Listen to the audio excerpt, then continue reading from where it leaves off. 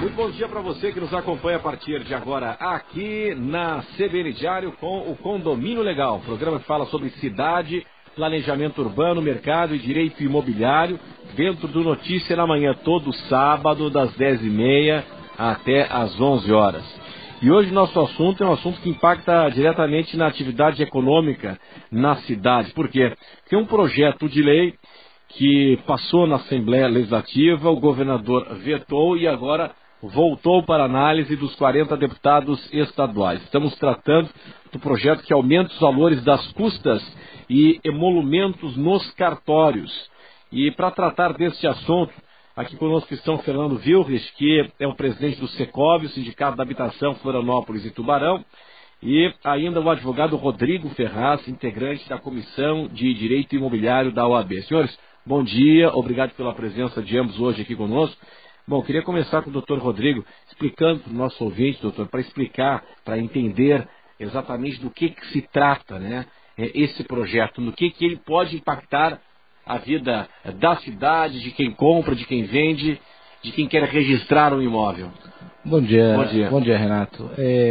Na verdade, esse projeto de lei, o denominado PLC 011/2013, ele veio com um viés de aumentar as custas em cartório, e esse projeto de lei voltado aos notários e registradores, mais com um viés aos registradores, ou seja, aos atos registrais, em que a leitura desses artigos que tentou-se, o que esse projeto contempla, é uma leitura que traz uma abusividade, uma flagrante inconstitucionalidade de direitos nos seus artigos, um repasse de imposto para o usuário de serviço público e impacta demais na vida do dia a dia. Alguns exemplos, nós vamos tratar a respeito dessa legislação, Sim. São, por exemplo, hoje uma incorporação imobiliária que se registre, né, e ela vai dar frutos de todas as unidades que dela virão, você paga um valor de R$520 a título de registro dessa incorporação imobiliária,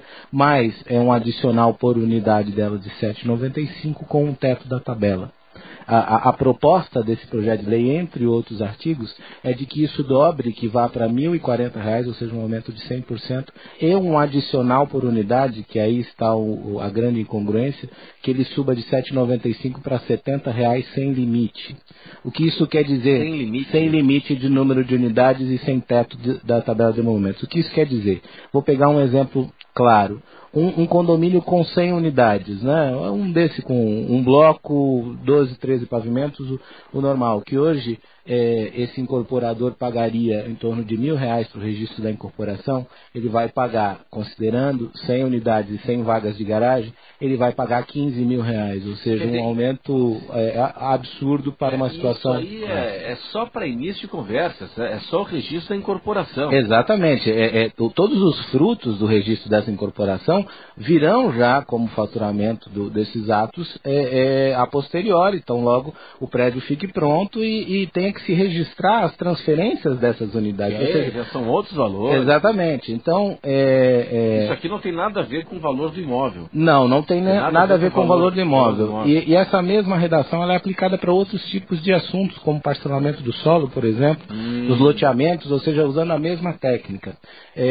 Isso traz um impacto tremendo para a construção civil, uma falta de razoabilidade. Se isso for aprovado, exatamente. No final é o consumidor final e isso acaba sendo repassado. Esse é apenas um dos artigos, né? Esses recursos vão para onde, hein? Vão para o fundo do reparelhamento judiciário? Não, esse assunto ele diretamente vai para o faturamento do cartorário, né? Porque nós estamos falando dos emolumentos, exatamente. Claro que o reflexo disso também vai para o fundo de reparelhamento do judiciário. À medida que você pague esses valores também de emolumentos, vai ter um reflexo que também vão ser recolhidos para o fundo de reparelhamento do judiciário. Quer dizer, aquele que possui um terreno grande, um imóvel grande, ele vai pagar muito mais pelo parcelamento do solo. Sem dúvidas. Esse tipo de medida, se for aprovada, esse projeto se for aprovado, pode estimular aí uma clandestinidade, né, um parcelamento do solo clandestino e irregular? Renato, você tocou no ponto nevrálgico. Considerando, por exemplo, vamos pegar uma realidade, embora a tentativa seja de uma lei estadual, vamos pegar uma cidade como Florianópolis, que ainda os terrenos de posse se permeiam, né, e nós temos muitas situações ainda irregulares. Quando você cria uma trava econômica dessa, você incita com que esse afastamento do registro fique ainda maior, ou seja, a clandestinidade acaba fomentada por uma regra como essa. O registro público ele tem que ter o valor dos emolumentos apenas compatível para que se preste o serviço público. Esse serviço é público, apenas delegado a particulares, não pede a essencialidade pública, apenas para a suficiente remuneração desse serviço, e não com um viés de agredir, de onerar esse usuário, que é o que acontece nessa legislação. Bom, o advogado Rodrigo Ferraz, integrante da Comissão de Direito Imobiliário da OAB, segue aqui conosco. O Dr. Fernando Wilrich é o presidente do SECOV, Sindicato da Habitação, irá comentar sobre esse assunto daqui a pouco, depois do intervalo. Até já. Condomínio Legal. Este é o Condomínio Legal na manhã deste sábado, dentro do Notícia da Manhã, sábado de Carnaval. Hoje, logo mais, a partir das 9 horas, estaremos na passarela do Samba Negro, querido, com a super cobertura da CBN Diário e o desfile das escolas de samba de Florianópolis. E no Condomínio Legal deste sábado, um projeto de lei que foi aprovado no plenário da Assembleia Legislativa. O governador vetou e agora retornou o projeto para análise do veto do governador ao plenário da Assembleia Legislativa. Estamos tratando de um projeto de lei que aumenta o valor das custas e emolumentos nos cartórios. Isso aí significa que, no caso de transferência de imóvel, de parcelamento do solo, de registro de incorporação, você vai pagar mais. Ah, mas eu não sou empreendedor. Sim, mas você comprando o imóvel como consumidor final, é óbvio que isso será repassado ao consumidor. Fernando Wilrich, que é o presidente do Sindicato da Habitação, SECOV, Florianópolis e Tubarão. Institucionalmente, o SECOV acha o que desse projeto? Bom dia. Bom dia, Renato Igor. Mais uma vez, um prazer estar aqui no teu programa. Bom dia também ao colega Rodrigo Ferraz. Nós estamos verificando que esse aumento, essa proposta, através desse projeto de lei, de aumento das custas e emolumentos dos cartorários, dos cartórios extrajudiciais, realmente tem uma certa abusividade que nós temos que combater. A sociedade civil organizada, o segmento empresarial, não pode mais tolerar, não aguenta mais aumento de impostos. E essas taxas dos cartórios extrajudiciais são, sim, taxas de serviços públicos, porque o serviço prestado por esses cartórios é uma delegação de um serviço público que atende a toda a sociedade. Então, efetivamente, nós temos que nos portar e nos manifestar contrários a todos esses aumentos, até porque são em percentuais injustificáveis e, logicamente, se mostram bastante abusivos. Vale lembrar que as custas e emolumentos dos cartórios extrajudiciais, eles são, sim, periodicamente reajustados aí pelos índices de inflação para recuperar, eventualmente, qualquer perda inflacionária que essas custas tenham. Ou seja, nós não estamos tratando aqui de mero repasse inflacionário que ocorre periodicamente. Aumento, É aumento puro e simples e sem justificativa mais de 100%, de tributo. Tem questões com bem mais de 100%. Nós temos itens nesse projeto de lei que chegam a 300%, 400% de aumento e ainda, como mencionado na questão de incorporação imobiliária e parcelamento do solo, com uma engenharia de emolumentos sem fim, ou seja, vinculada ao número de unidades. Então, se eu estiver falando não de um bloco, mas estiver falando de 3, 4, essa engenharia ela se multiplica. Bom, advogado Rodrigo Ferraz, que participa conosco aqui do programa. O senhor gostaria de completar, doutor Fernando? Quero complementar, reiterando que a posição nossa da entidade é justamente nos insurgir também contra essa falta de diálogo.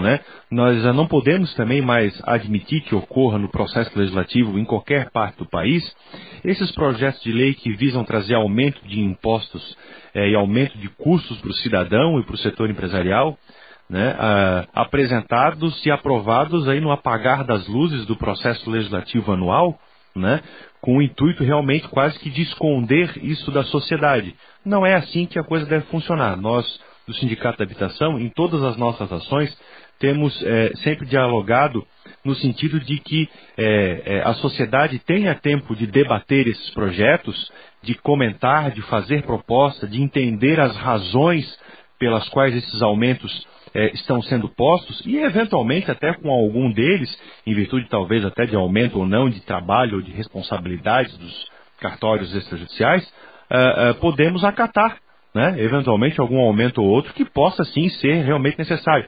Só que essa falta de transparência, essa falta de oportunidade para que o cidadão, para que a sociedade conheça os projetos e possa debatê-los, é com que nós sempre nos insurgimos. Que coisa, né? Séria, né? Desculpa de interromper, né, Fernando? Parece que algumas autoridades, né? Algumas entidades, autoridades não perceberam, né? Os ventos da mudança, né? Para que lá está soprando ventos que a sociedade está exigindo, né? Tivemos aí na última semana a aprovação de um projeto em primeira votação em São José, do aumento do número de vereadores, completamente em desacordo, né? Em desintonia com o anseio da sociedade. Não é isso que a sociedade quer. A sociedade quer um legislativo vigilante com relação ao gasto público, preocupado com as grandes questões sociais. Parece que a turma só quer se olhar no espelho, né? É uma situação muito séria. Agora, doutor Rodrigo Ferraz, tem problema com a legalidade do projeto? Com a constitucionalidade dele? Sem dúvida nenhuma, Renato. Apenas para citar um dos itens que para mim é flagrantemente ilegal e inconstitucional, é a questão da tentativa do repasse do ISS. Ou seja, um imposto sobre serviço que, primeiramente, pela competência constitucional, não pode ser regulamentado por lei estadual, que é o que está se tentando, então há uma flagrante inconstitucionalidade. O ISS só pode ser tratado no âmbito municipal, ou seja, somente legislações complementares à norma federal em âmbito municipal, mas jamais em âmbito estadual, que é o que está se tentando, um repasse desse imposto, quando não há competência sequer para falar sobre esse assunto. Se fosse ICMS, tudo bem. Sem dúvida que é um imposto estadual. Agora o ISS é um imposto municipal. Então, há uma flagrante inconstitucionalidade, ainda no mesmo aspecto, além dessa flagrante inconstitucionalidade, a tentativa de repasse desse imposto ao tomador do serviço, que é outra flagrante ilegalidade, porque o sujeito que deve recolher esse imposto, que deve pagar esse imposto, é o prestador do serviço, que é o cartorário. E a tentativa dessa legislação é fazer com que esse imposto seja pago pelo consumidor, pelo usuário, né? Não chama de consumidor, porque não há uma relação de consumo, mas pelo usuário final do serviço público. Quer dizer, num primeiro momento o empreendedor e depois ser passado para o usuário. Não, é um repasse direto. Direto. No caso do ISS. O que se sugere é que no pagamento dos emolumentos do ato que ele vai praticar, venha um plus ali que diga, olha, além dos emolumentos X, o senhor vai pagar mais 3%, ali com 32% e 5%, dependendo do que cada municipalidade diz. Aí é o repasse direto. É um repasse direto, que a meu ver é completamente inconstitucional. Sabe que, Fernando e também Rodrigo, eu estava conversando essa semana com um empresário de sucesso, aqui uma figura com alto respeito, né, pelo sucesso que possui e pelo trabalho voluntário que executa também, o empresário César Olsen, aqui em Palhoça. Tem a empresa, né, de produtos para dentistas e tal, né, mesas para dentistas, cadeiras para dentistas, e ele me dizia o seguinte, né, no Brasil o empreendedor ele é tratado de uma forma aviltante, parece que é um bandido, né? Tudo contra o empreendedor, é licença, toda a documentação, é o cartório e tal. E ele estava me explicando que foi numa missão empresarial para a Flórida e foi recebido lá pela Câmara da Indústria, na Flórida e tal, dizendo o seguinte, olha, foram recebidos com um tapete vermelho e que, primeiro, você chega lá para empreender na Flórida, o único compromisso, aí entra a questão, né, de soberania, de questão estratégica dos Estados Unidos, é que a indústria precisa ter, você precisa comprar maquinário americano. Agora, o resto, o aluguel, você paga 1/3 do valor por 15 anos. Não é financiamento, você pega, você compra o equipamento e tal, tudo, com juros zero, paga por 15 anos. E eles te ajudam na busca da documentação. Aqui o cidadão leva, às vezes, 1, 2, 3 anos para conseguir a documentação, né? Vocês lidam com isso toda hora.